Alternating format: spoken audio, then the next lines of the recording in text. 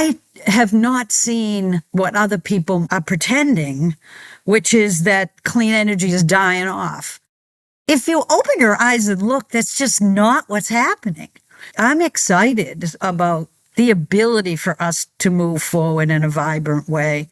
People may think that, the Inflation Reduction Act died. I actually think it was the tinder that made the fire roar.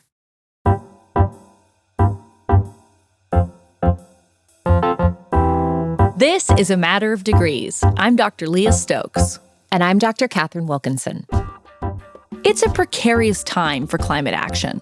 Some days it can feel like the ground beneath us is shifting, like decades of hard-won progress can disappear in an instant. In the past year, the Trump administration has taken a sledgehammer to policies that help build cheap, clean energy, cut pollution, and protect communities. And as we heard in our last episode, climate progress is not the only thing the Trump administration is trying to undo. Our democracy itself is also under attack. It's easy to feel disoriented and, frankly, even defeated. But the story of American climate action, it didn't start last year. It's a story that spans decades, and despite the recent setbacks, it's largely a hopeful story. So today we're zooming out, getting the bigger sweep of perspective. We're going to revisit some of the most pivotal policymaking moments of the last 2 decades. To do that, we talked with someone who's been at the center of nearly all that policy change. It's Gina McCarthy who opened the episode. She served as administrator to the U.S. Environmental Protection Agency, or the EPA, under President Obama. And later, she was the White House National Climate Advisor under President Biden. It feels worth saying right up here at the top that the EPA is a key player in climate action. When Congress writes an environmental law, like, say, the Clean Air Act, the EPA is responsible for implementation by creating regulations and national standards that see that law right into reality. And on today's episode, Gina and I look back at her career, pushing climate progress at the EPA, in the White House, and throughout the halls of power. We cover the battles she fought, the ones she lost, and where she's finding hope today. Let's dive in.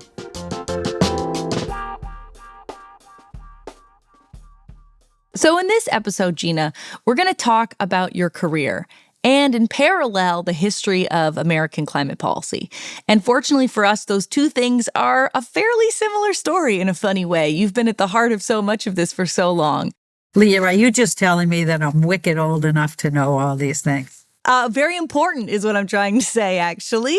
If there was a major climate policy development in the last 20 years, chances are you were in the room for it. So, right? Am I wrong? Am I right? No, that's probably true. From the time I worked at local level to state level to White House, yeah, that's about what it was. Yeah, so it's not about being old. Many people are old, but not all of them are as important. That's what we're trying to say. Thank you, Leah. So I want you to take us back to the beginning. How did you first get interested in climate and environmental work? What was it that drew you to this issue? So when I was a kid, the environment was just terrible. I remember that every day of my life. I remember the black smoke coming out of the smokestacks. I can remember all the dyes that were tossed into the water so that it was either yellow one day or green the next. And I mean, those were the days that I grew up in. And it became very clear over time that I was really attracted to these issues as something that was, number one, for the most part, totally unnecessary. And secondly, the excitement of knowing that we had ways of fixing this stuff. And so that's what I got engaged in. And it really started for me with work at the local level. And so you ended up working both in Massachusetts and Connecticut. You know, state policy often feels like where we retreat to when the federal government goes completely haywire on the climate or environment file. And you really got a lot of your start at the state and local level. So what was it like, and how has that state experience informed so much of the work that you've done going forward? I always enjoyed state work because it was a point in time when really states were growing up to understand how they needed to regulate, what rules they needed to put in place. It was an opportunity, really, to show people what we could do and what we should do, and to put those coulds and shoulds into action. And what I've learned since then is that while the federal government is an interesting place to be, and you hope they do a good job, but even if they don't, you have states and cities that can really kick butt on these issues. They don't need to ask permission in many cases to be able to write regulations or laws or standards. And I think doing that is probably the best protection you have from rollbacks at the federal level, and also the best opportunities you have to really drive change. Because that's how change happens. It's bottom up. Everything I know that has ever been done well and had an impact has been done from the bottom up. Yeah, and during this period, of course, Massachusetts decides to sue the Environmental Protection Agency under the Clean Air Act and say that greenhouse gases are endangering human health, Americans' health, and they have a requirement to regulate them if the endangerment finding is issued. Of course, Obama wins his election and then nominates you to be the assistant administrator to the EPA's Office of Air and Radiation, just as this sort of endangerment finding issue is starting to become central. So what was that like at that time when you first joined the EPA during the Obama administration? It was a big learning experience for me because, working in Connecticut, you're doing work with other states, but you're not in the weeds on what it takes to write a rule or a regulation. And so I can remember first going into EPA and calling my meeting with all my team and some of the big legal staff, blah, blah, blah. And they all just stared at me. I was like, if you think I'm the one that knows stuff, you're wrong. Come on, baby, let's have some fun, let's engage. And it didn't take long before people realized that I was not trying to step on them. I was trying to elevate the work and make it more meaningful. And you're right, that was when we started looking at the endangerment finding. Ultimately, the Supreme Court ruled that greenhouse gases are air pollutants, shocker, and therefore covered by the Clean Air Act and subject, of course, to EPA regulation. 2 years later, when Obama was in office and Gina was at the EPA, they officially released the endangerment finding, which stated that 6 greenhouse gases pose a risk to human health and welfare. So that was what was happening when Gina stepped into her role at the EPA. So by 2009, we had, a lot of information, and we ended up moving forward with the endangerment finding and the complementary Clean Air Act rulemakings that we needed to have to actually reduce emissions from vehicles. And so it was, I think, a really monumental time. I can remember then President Obama making a big speech, which was so good. It sort of explained to us, why climate was such a fundamental problem and that we had expertise to be able to move forward to address that. And the endangerment finding was just a pivotal structure that we could build on to actually move forward to regulate greenhouse gas emissions like we're supposed to. And I think for EPA, we really showed what we could do by following the science, by having the detail in there, by not allowing anybody to be able to see one single flaw, no I that wasn't dotted or T that wasn't crossed. We were so anal, it was ridiculous. But that's what you have to do, right? And I don't think there's anything wrong with that. I think that anything good comes hard like that. No nation, however large or small, wealthy or poor, can escape the impact of climate change. Rising sea levels threaten every coastline. More powerful storms and floods threaten every continent. More frequent droughts and crop failures breed hunger and conflict in places where hunger and conflict already thrive. On shrinking islands, families are already being forced to flee their homes as climate refugees. The security and stability of each nation and all peoples. Our prosperity, our health, and our safety are in jeopardy. And the time we have to reverse this tide is running out. And yet, we can reverse it. John F. Kennedy once observed that our problems are man-made, therefore they may be solved by man. It is true that for too many years, mankind has been slow to respond or even recognize the magnitude of the climate threat. It is true of my own country as well. We recognize that. But this is a new day. It is a new era.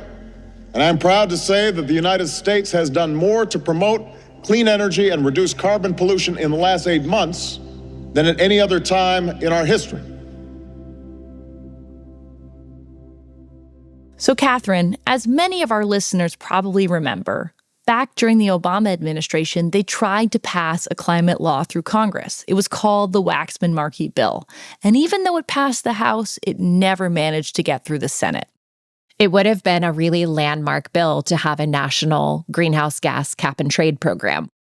I mean, it really did feel like we had the best chance in a generation of passing federal climate legislation. Dear Senator Markey pushed so hard, and it got all the way to the finish line, and it petered out in the Senate. So Gina was working at the Environmental Protection Agency when she was watching all that go down in Congress.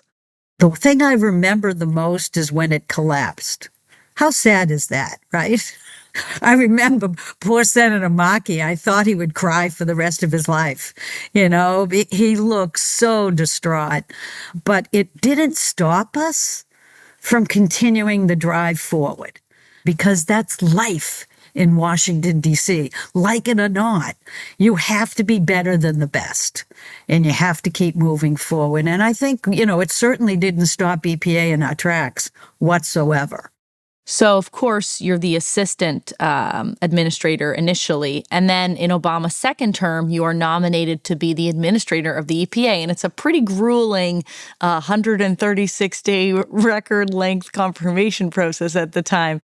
But who's counting, Leah? I mean, seriously. I'm sure you were counting at the time, Gina. What was that like, first to know that President Obama wanted to nominate you, then to go through this grueling experience, and then to run a giant, really important agency? I had a really good relationship with President Obama, and I did with Joe Biden as well. And everything we did was sort of groundbreaking at EPA. It was sort of like you have to make sure that the people you work for at the highest levels understand what you're trying to do and what you are doing and whether it's reasonable. So I was constantly at the White House, not constantly hanging out with President Obama, I wish, or President Biden at that point. I started hanging out with him all the time when he became president.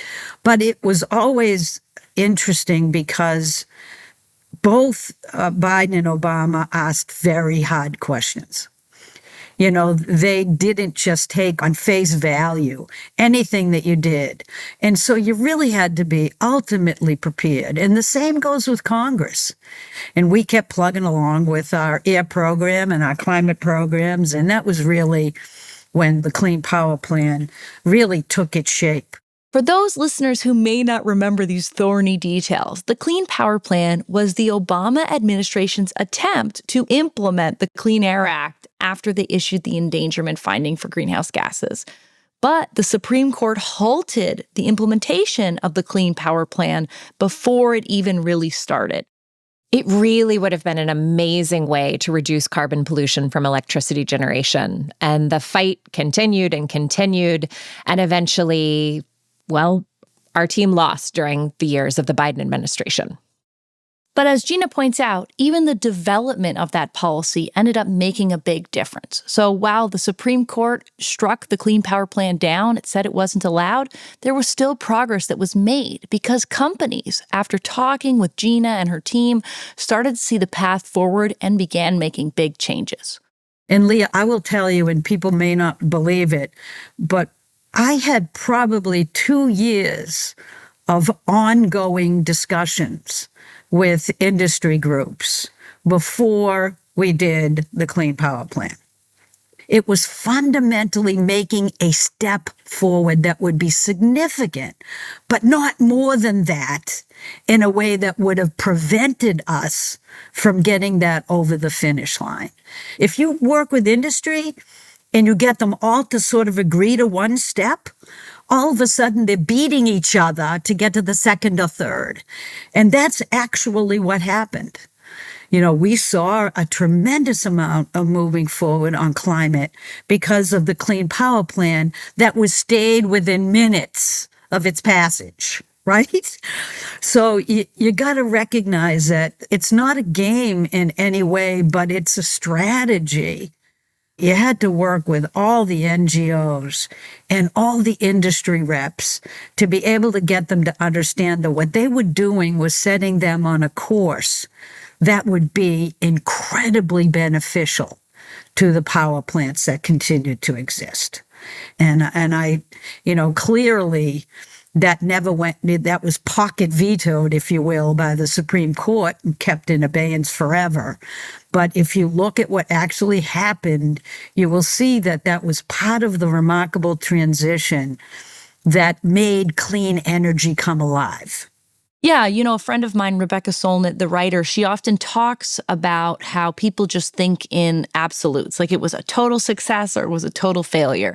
But the utilities themselves changed their behavior in the experience of negotiating, anticipating that this regulation might happen, that it wasn't a total failure, even if it didn't fully get implemented. And the thing that I've always hung on to is the fact that we work so hard with the various power plants, the industries, that were really hell-bent on not letting this kind of change happen. What they began to realize with the Clean Power Plan was that it was actually going to save them money. It was actually going to be beneficial to them. Because if you do things right, like we're doing with clean energy, if it's faster and it's cheaper and it's cleaner, and it can be an ancillary consideration to any industry who doesn't want to think about health, but it ain't ancillary to the rest of us who want to be healthy. If you pull that all together, it really shows that the smart thing to do is to really talk and collaborate as much as you can. I can remember getting a call from one of the biggest curmudgeons in the power plant world, who was the bane of my existence for 8 years or so. And he called me and he said, "Hey, Gina, this came out pretty good. Thanks." I'm like, seriously? I thought I would faint away from my desk and fall flat on my face. But he meant it, because he began to see that change and they began to realize that the shift was already happening. So you end up in that sweet spot of not demanding more than anyone can chew, but demanding enough that you set a path forward, that it drives the change you're looking for. The other thing that happens at the end of the Obama administration is, of course, the Paris Climate Agreement. And you had been talking about how the scientific work you were doing at EPA with the Clean Power Plan, with the endangerment finding, was really the United States saying, we're in on this climate action. And then the Paris Agreement really captures that. So what did that moment mean at the end of the Obama administration? It was a joyous moment. I was in Paris, and it was a magnificent time. It was a time when I felt like the world was finally going to be prepared for the challenges of climate change. And frankly, I'm not sure that everybody is aware of just how powerful the United States is in negotiations like this. Maybe they realize it now when they see what's happening with this administration. But what I realized then was just how important our word was, how much we could collaborate with the countries of the world to actually do something like the Paris Agreement. It was wonderful. It was a great time of celebration. And of course, the next thing that happens is the 2016 election, and Trump takes over, and so much of his first term really focuses on dismantling the Environmental Protection Agency. You had been the head of this organization, and suddenly there really is an attack on it. What did that feel like during that time? It was so frustrating. But it was also at a time when he didn't know what he wanted to do, and so I can't say that I felt like he was successful in dismantling things because he never got around to doing that. He didn't have as bad a team as he has now. So people were protecting from within to make sure that we could continue to do work. So that was a frustrating time, but it was nothing like what we're seeing in the next round of Trumpism. And of course, you personally, during this time period, decide to take on running the Natural Resources Defense Council, NRDC. They, I believe, filed 100 lawsuits challenging changes to environmental policy made by Trump's first administration. So there's a natural fit there. But I'm just curious, why'd you want to take on that role? Really, the main reason I took it on was because I absolutely loved the NRDC. They sued me all the time when I was at EPA, because you do. I mean, that's what they do. They had incredible legal staff. Plus, they did a lot of the range of work that I knew would be fundamental to any next step. I want people to understand that, EPA can do things like we talked about with rulemakings and regulations and policies. But if you don't have a strong outside force that's challenging your every move, then you don't belong in the United States of America. Because that's what we do, right? We push and pull each other along to do the right thing at the right times. And that's why I wanted to see how an NGO works. And I loved every single minute of it. And I was resoundingly chastised for having left it at too short a period of time.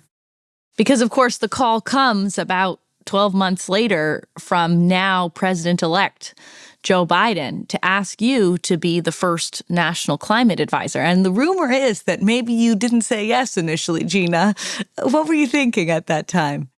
Honestly, the job he asked me to do was a great job, but I was having real fun working with NRDC. You know what I mean? We were expanding what we were doing. It was an exciting moment for me. The only problem with it was that COVID hit.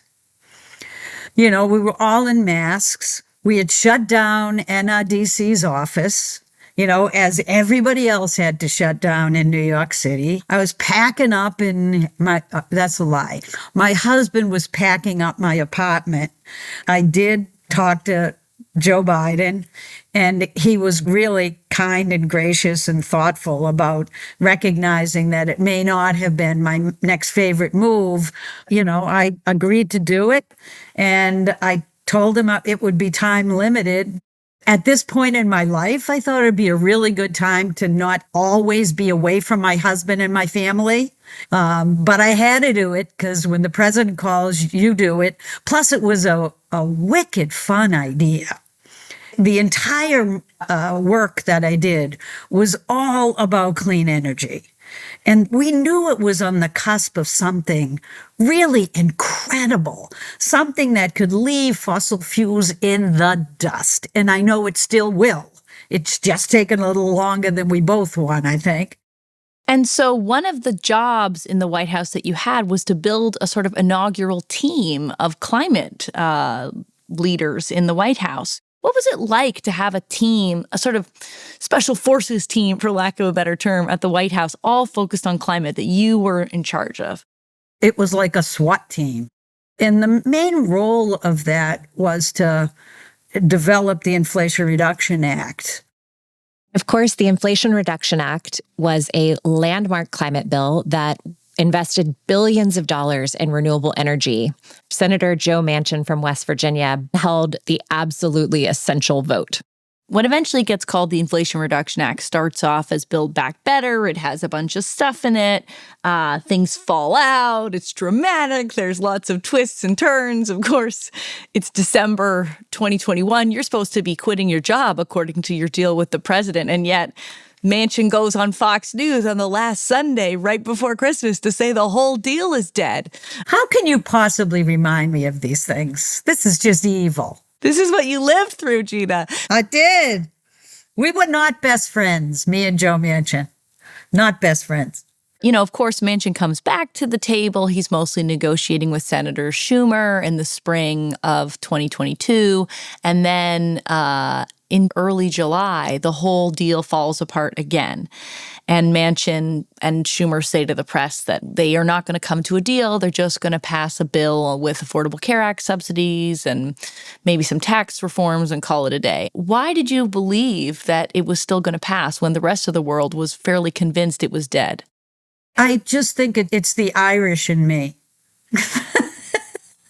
We just don't give up. I have seen so many things where people counted, a bill dead and it rose from the dead. You know what I mean? And this was one of them.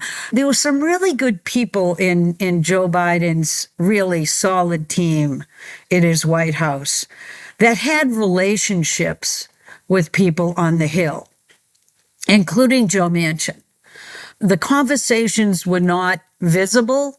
They were not loud, but they never stopped. So, of course, the Inflation Reduction Act does pass and it's implemented. And, you watch that all unfold.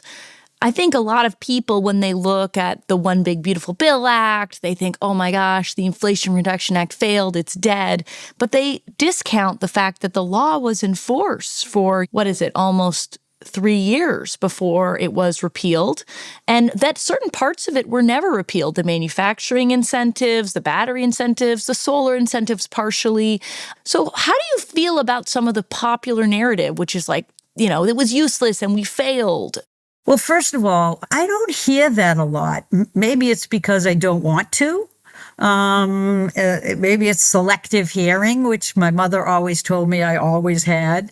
But if you stopped and focused on what solar can do, if you stop and focus on what heat pumps are capable of doing, those are all benefits that every human being can see, feel, taste, smell, and enjoy. That is the key, I think, to how you govern. Leah, I do work now mostly with states and cities to capture the ingenuity in state and local governments at a time when the federal government is totally out of the loop, like now. And I find it to be remarkable. I do not find states sitting on the sidelines bemoaning a loss of anything. I see them continuing to fight like hell, and I see them continuing to win.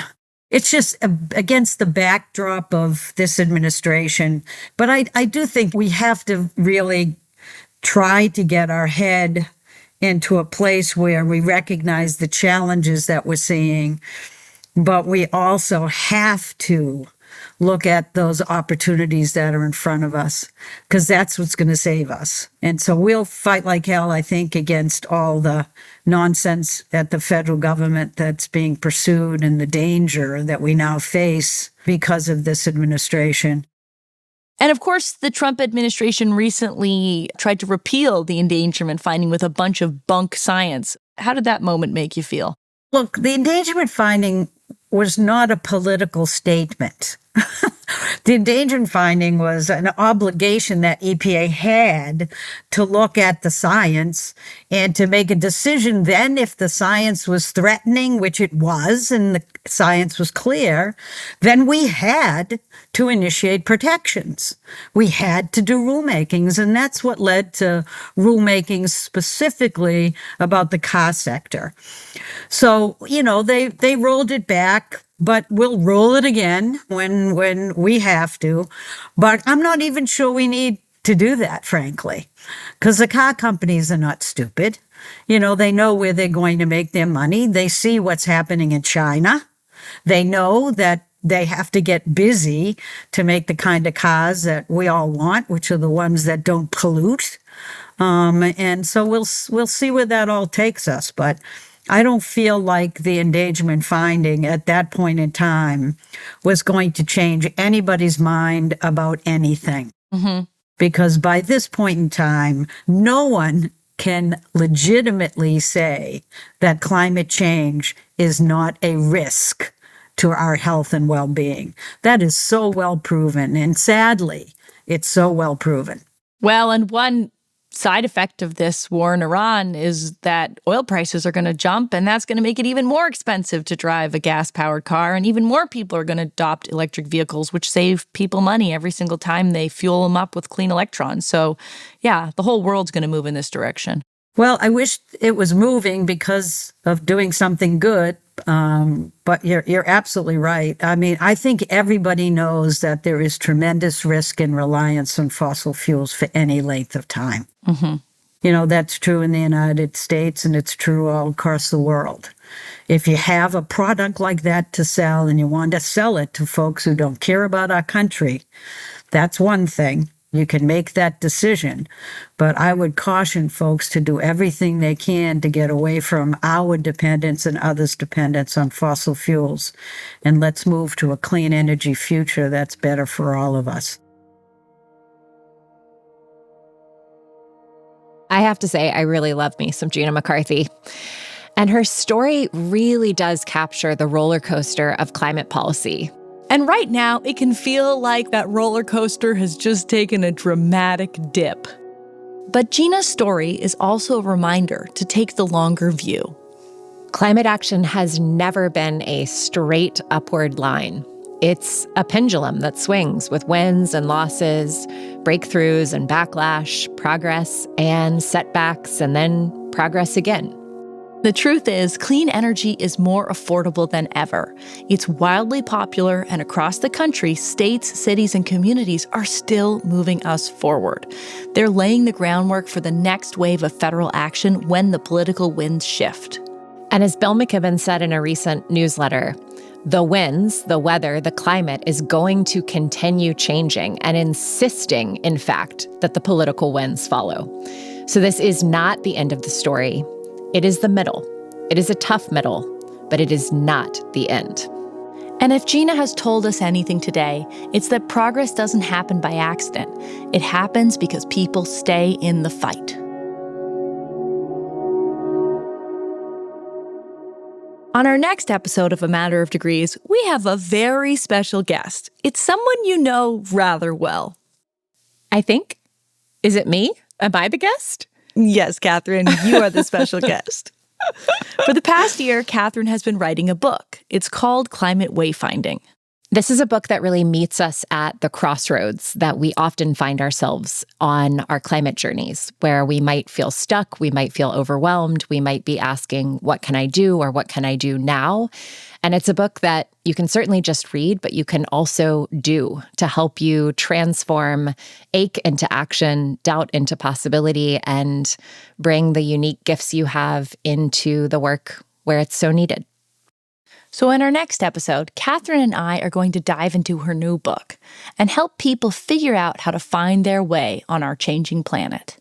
This lovely book will be out on May 5th. We will be hitting the road for events in lots of cities beginning in mid-April, and you can find all of that info and pre-order the book at climatewayfinding.earth. So make sure you tune in next time for another episode of A Matter of Degrees.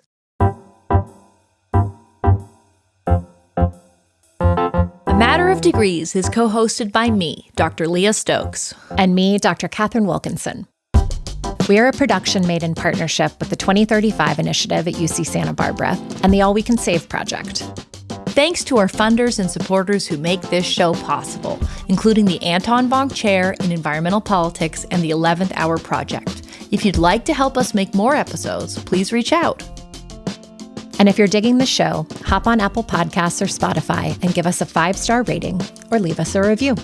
Scriptwriting, fact-checking, communication, research, and production support are by Lucas Boyd and Kristen Palmstrom. Samir Sengupta is our editor and sound designer. Rose Wong designed our show art. Sean Marquand composed our theme song. Additional music came from Blue Dot Sessions and Epidemic Sound. You can find us online at degreespod.com and on YouTube. Stay tuned for more stories for the climate curious. I see them continuing to win. To win. I didn't mean to add a D to the win. The win. Well, that's not a bad one. Wind, wind, wind, win. Yeah, wind wins.